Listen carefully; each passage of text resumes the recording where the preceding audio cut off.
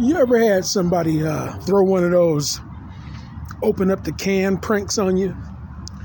Where when you take the canister, and then you pop off the lid, and then all of a sudden out of nowhere it pops out, something pops out, or the pop pops out and floods you, flashes you, drenches you, soaks you, or scares you.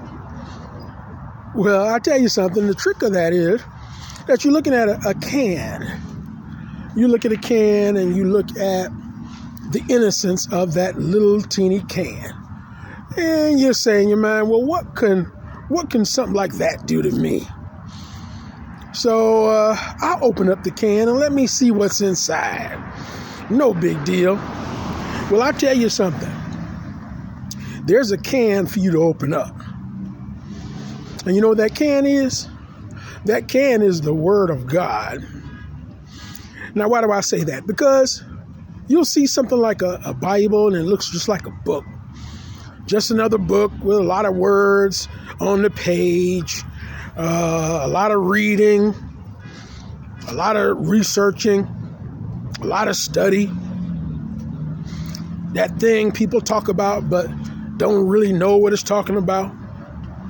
Well, let me tell you this. When you open up the Word of God with the right intentions, with the right mindset, with the right focus, and you're searching for that thing that's real, you'll find that when you pull the cap off of the Word of God, it will explode not just in your face, it'll explode throughout your heart. And you'll find yourself discovering things about God, about Jesus, about life, about possibilities that you never thought could be. And boy, it's like opening up a can, all right. But it's not a can of worms. It's a can of joy and peace and power, revelation, illumination, dream, visions, anointings, healings, liberty, abundance, and all kinds of wonderful things that God has in store for his children. But some children don't experience, you know why? Because they won't open up the can. They just won't do it.